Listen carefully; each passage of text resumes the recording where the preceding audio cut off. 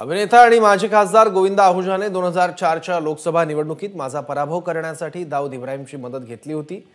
या माझ्या आरोपांवर मी आजही ठाम असल्याचं वक्तव्य भाजपचे ज्येष्ठ नेते राम नाईक यांनी एबीपी माझाशी बोलताना केलं आहे। तसंच गोविंदाचा पुन्हा राजकारणात प्रवेश हे आश्चर्यजनक आहे असंही राम नाईक म्हणाले।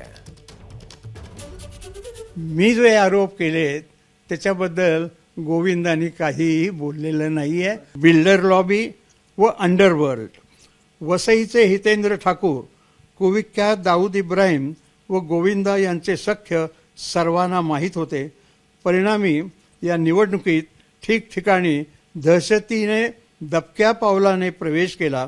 मतदानाच्या आधी 2-3 दिवस तर अचानक या दहशतीत प्रचंड वाढ झाली। माझ्या लोकसभा मतदारसंघात येणाऱ्या 6 विधानसभामध्ये मला नेहमी मताधिक्य मिळत असे, परंतु या दहशतीमुळे आणि या साठगाठीमुळे माझा पराभव झाला।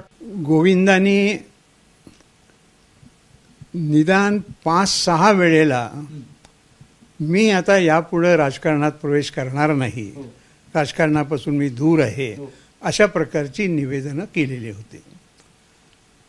आणि अशा प्रकारची निवेदनं इतक्या वेळेला केली असताना एकदम ते पुन्हा राजकारणात येत आहेत याचं स्वाभाविकपणाने आश्चर्य सगळ्यांनाच वाटलं।